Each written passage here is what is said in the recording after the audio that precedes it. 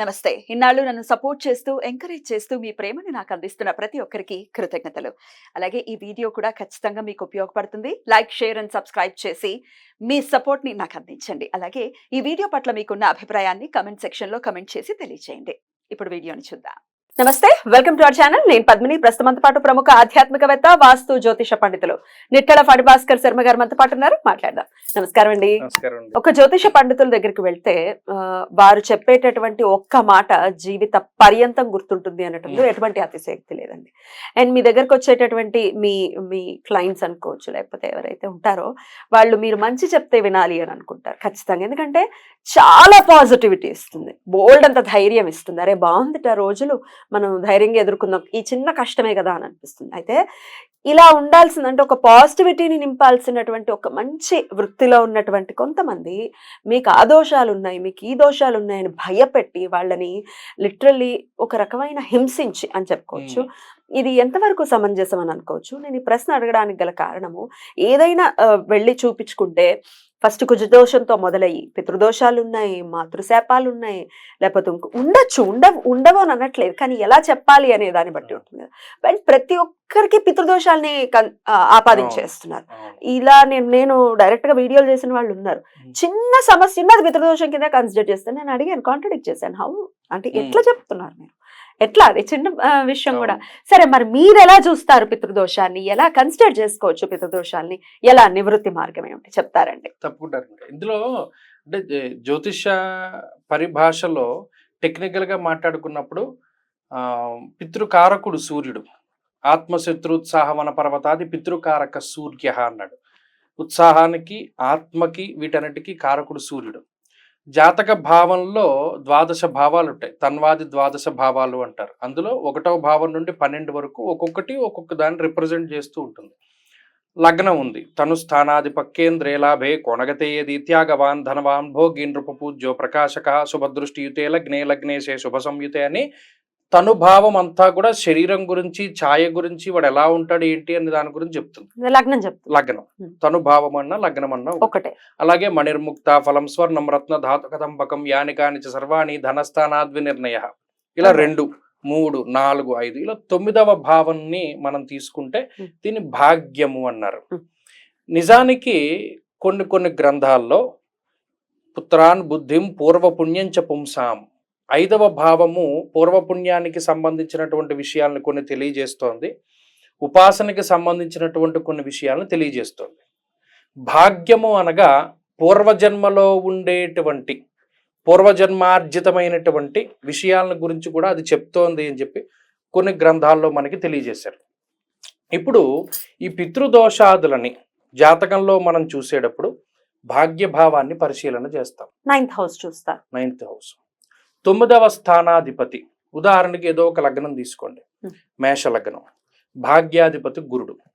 ఈ భాగ్యాధిపతి గురువు ఉన్నటువంటి స్థానాన్ని బట్టి, ఆ గురుడు కలిసి ఉన్నటువంటి గ్రహాలని బట్టి, రవ్యాత్తు ఈ భాగ్యస్థానంలో ఉన్నటువంటి గ్రహాలని బట్టి, సాధారణంగా బై డిఫాల్ట్గా అందరూ చేసేటువంటిది ఏంటి అంటే రవి రాహువు కలిసి ఉంటే అది పితృదోషం అని చెప్తారు. చాలా వాటిలో కలిసి ఉంటుంది. కొంతమంది గ్రహణాల టైంలో పుడతారు, మరి అప్పుడు రవి రాహువులు కలిసే కలుస్తారు. ఇక్కడ శని కూడా పితృకారకుడు అవుతూ ఉన్నాడు. మనకి పితృకారకుడు సూర్యుడు ఎప్పుడు పగల పుట్టినటువంటి వారికి, మరి రాత్రి పుట్టినటువంటి వారికి పితృకారకుడు శనేశ్వరుడు. పగల పుట్టినటువంటి వారికి మాతృకారకుడు శుక్రుడు, రాత్రి పుట్టినటువంటి వారికి మాతృకారకుడు చంద్రుడు. ఇవి కొన్ని ధర్మ సూక్ష్మమైనటువంటి విషయాలు. ఎప్పుడైతే శని రాహువు కలిసి ఉన్నారో, రవి రాహువు కలిసి ఉన్నారో, లేదా 3 గ్రహాలు కలిసి ఉన్నాయో, ఆ గ్రహాలు ఇచ్చేటువంటి ఫలితాల మీద రకరకాలైనటువంటి దోషాలను చెప్తూ ఉన్నది శాస్త్రం. ఇప్పుడు ఈ రవి రాహువు కలిసి ఉన్నప్పుడు మరి అది గ్రహణం ఏర్పడేటువంటి అవకాశం ఉంటుంది. మరి రవి పితృకారకుడు కదా, మరి రవి ఆత్మకారకుడు కదా, ఉత్సాహానికి కారకుడు కదా. అందులోనూ జాతకంలో ఆయన ఏ భావానికి ఆధిపత్యాన్ని వహిస్తున్నాడో మరి రాహుతో కలిసి ఉన్నప్పుడు ఆ ఫలితాల్లో వ్యత్యాసం వస్తుంది. అలాగే ఇక్కడ కొంతమంది జాతకాల్లో 9వ స్థానంలో రవి రాహువు కలిసి ఉంటారు.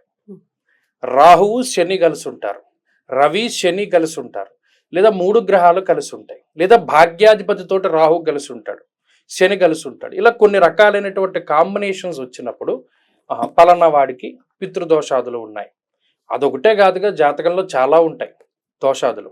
అయితే ప్రత్యేకించి ఈ పితృదోషము అనేటువంటిది భాగ్యస్థానం మీద కన్సిడర్ చేసుకోవాలి. భాగ్యస్థానానికి బట్టి, లేదా రవిని బట్టి, శనిని బట్టి, రాహువుని బట్టి తీసుకోవాలి. రాహువు జాతక భాగంలో పితామహులకి కారకుడు, అంటే తండ్రి కన్నా పైన తాత ముత్తాతలకి వాటికి కారకుడు.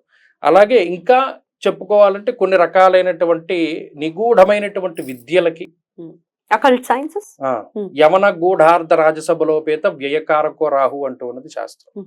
ఇలా ఆయా గ్రహాలు కలవకూడనటువంటి కొన్ని గ్రహాలతో కలిస్తే కొన్ని వైపరీత్యాలు అనేటువంటివి ఏర్పడతాయి.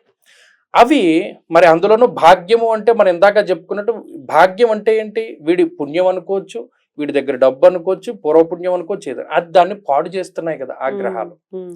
అప్పుడు ఎప్పుడైతే పూర్వపుణ్యాన్ని క్షయం చేసేస్తే స్థితిలో గ్రహాలు ఉన్నాయో వీడి దగ్గర పుణ్యమేం లేదంటూ మనకి జాతకంలో స్పష్టంగా వీడు అదృష్టవంతుడా దురదృష్టవంతుడా అన్నవి మనకి తెలిసిపోతుంది, చెప్పేస్తుంది.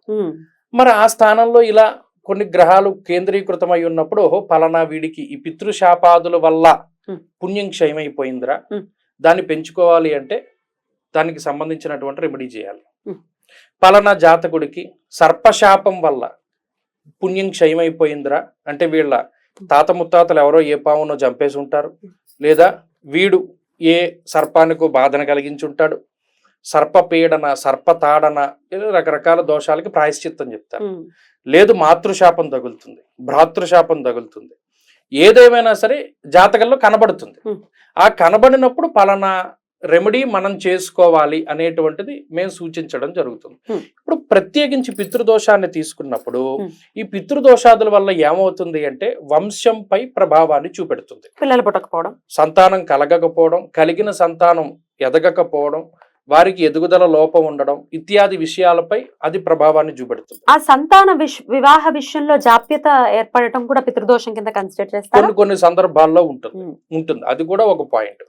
అంతేగాక ఏదైనా జీవితంలో అకారణంగా జరుగుతూ ఉండడం, అనుకోకుండా డబ్బు పోగొట్టుకుంటూ ఉండడం, అనుకోకుండా ఆరోగ్యం పాడవుతూ ఉండడం, ఇలా ఏదైనా అనుకోకుండా జరిగినవన్నీ కూడా పితృదోషాదుల వల్లే జరుగుతాయి. అకాల మరణాలు అవి కూడా జరుగుతాయి.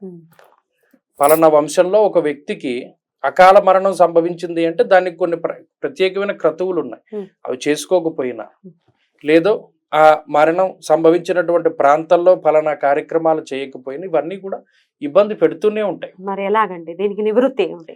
దీనికి ప్రత్యేకించి ప్రతి మాసములోనూ అమావాస్య తిథి వస్తూ ఉంది. అమావాస్య తిథికి అధిదేవతలు పితృదేవతలే. అందుకని అమావాస్య తిథి రోజున ఈ తిలతర్పణాలు, తిలహోమాదులు లేదా స్వయం పాకాదులు ఎవరికైనా ఇవ్వవచ్చు. లేదు పితృదేవతలకి సంబంధించిన తిథులు వస్తాయి, ఆ తిథుల్లో ఖచ్చితంగా ఆబ్దీకాల అటువంటి వాటిని మనం చేస్తూ ఉండడం ఒక పద్ధతి. 2 మహాళయ పక్షాలు వస్తాయి సంవత్సరానికి ఒకసారి, భాద్రపద మాసంలో కృష్ణపక్షంలో మహాళయ పక్షాల్లో పితృదేవతల్ని స్మరించుకుని చేసేటువంటి అనేక రకాల కార్యక్రమాలు కూడా చేయవచ్చు. ఏ రోజున చేయమంటారు? మహాళయ పక్షంలో ప్రత్యేకించి ఇలా పితృదోషాలు అమావాస్య రోజు చేస్తేనే శ్రేష్టం. అంటే ఆ పక్షం అంతా మంచిదే, ప్రత్యేకించి మనం తీసుకోవడానికి ఏం లేదు, కానీ 5 రోజులు ఉంటాయి. ప్రారంభ రోజున, చివరి రోజున, యతి మహాలయం, వ్యతిపాతం, భరణి, ఇటువంటి రోజుల్లో ఏ రోజైనా సరే చేయవచ్చు. చేస్తే అప్పుడు ఈ పితృదోషాదులు తొలగిపోయి సామాన్యమైనటువంటి జీవితం వస్తుంది. కొంతమంది దీనికోసం ప్రత్యేకించి చాలా ప్రాంతాలకు వెళుతూ ఉంటారు, దూరత్ర వెళ్తూ ఉంటారు, ఆడవాళ్ళు చేస్తారు, చేయబోతారు. మన భాష వేరు, వాళ్ళ భాష వేరు. అందుకని మనకి కొన్ని ముఖ్యమైనటువంటి ప్రాంతాలు ఉన్నాయి. సప్త గోదావరి సంగమ ప్రాంతం ఉంది, కొవ్వూరు గోపాదాల రేవు ఉంది, రాజమండ్రి ఉంది, మరో కాశీగా చెప్తారు. అలాగే పాదగయ క్షేత్రం ఉంది, పిఠాపురం క్షేత్రం ఉంది, అలాగే వశిష్ఠ గోదావరి సంగమ ప్రాంతం ఉంది. మరి అటువంటి చోట్ల కూడా చాలా గొప్ప ప్రాంతాలు బ్రహ్మాండంగా చేస్తారు. అద్భుతం. అక్కడ చేయించుకోవచ్చు. ఇక్కడ లేవండి మరి మా పరిస్థితి ఏమిటి? మా పెద్దవాళ్ళ పేర్లు చెప్పి ఇప్పుడు వేరే ప్రభాసాంధ్రులు ఉన్నారు, వేరే కంట్రీస్ లో ఉన్నారు అనుకోండి, వాళ్ళు చేయించచ్చా డబ్బులు ఇచ్చి వీరు చేయిస్తే? చేయించుకోవచ్చు. ఉమ్, ప్రత్యేకించి మా సంస్థ ద్వారా ఈ సంవత్సరం మేము ఏం చేస్తున్నామంటే, ఉమ్. ఇలా ఎవరైతే ప్రవాసాంధ్రులు ఉన్నారో లేదా దూరత్ర వేరే స్టేట్లో ఉన్నారో ఉమ్, వారు చేయలేరు కాబట్టి ఉమ్. వారి ఇంకొకరి పేరు మీద కర్తృత్వాన్ని వేసి ఉమ్. ఫలానా వాళ్లే చేస్తున్నట్టుగా ఈ కార్యక్రమాల్ని మేము ఆయా చేస్తున్నారా? ప్రాంతాల్లో జరిపిస్తున్నాం. జరిపిస్తున్నారు. సంప్రదించవచ్చు, ఆయన నంబర్ కి కాల్ చేయొచ్చు. అయితే ఇద్దరే ఆడపిల్లలు ఉన్నారు, మగపిల్లలు లేరు. మరి ఇప్పుడు మా ఇంట్లోనే ఉంది ఆ పరిస్థితి. మా తల్లిదండ్రులు ఉన్నారనుకోండి, కానీ ఒకవేళ మా తాతగారికి మా బాబాయ్ గారికి చెయ్యాలి అని అంటే మా పరిస్థితి ఏమిటి? ఒరిజినల్ గా ఈ తల్లిదండ్రులు ఉన్నప్పుడు ఈ తండ్రి గారే వాళ్ళకి సంబంధించిన వాళ్ళందరూ చేస్తారు, ఉమ్, లేదా దహోత్రుడు చేస్తాడు, ఉమ్. మనవడు చేస్తాడు. మనవడు చేయాలి. కానీ ఒరిజినల్ గా చిన్నపిల్లలు వాటిని చేయడానికి కూడా తల్లిదండ్రులకు అది మనస్కరించదు, అది ఎంత పుణ్య కార్యక్రమం అయినప్పటికీ కూడా. అలాంటప్పుడు ఏం చేయాలంటే ఇంకొకళ్ళ మీద కర్తృత్వం వేసి చేసుకో. ఇప్పుడు మీరు చేసిన విధానంలో చెయ్యాలి. ఖచ్చితంగా వాళ్ళకి ఆ ఫలితం అనేది వెళ్తుంది, ఖచ్చితంగా వాళ్ళకి అందుతుంది. సో మరి చేయించుకోవాలి, ఖచ్చితంగా రకరకాల సమస్యలతో బాధపడుతున్నారు అని అనుకుంటే, ఒకవేళ పితృదోషాలు ఉన్నాయి అనుకుంటే కనుక ఖచ్చితంగా చేయించుకోండి. వారి నంబర్కి కాల్ చేస్తే మీకు మరిన్ని వివరాలని అందిస్తారు. అయితే ఇంకొక చివరి ప్రశ్న, ఇలా పితృదోషాలు ఉన్నాయని భయపెట్టడం ఒక జ్యోతిష పండితుడిగా మీరు ఎలా చూస్తారు?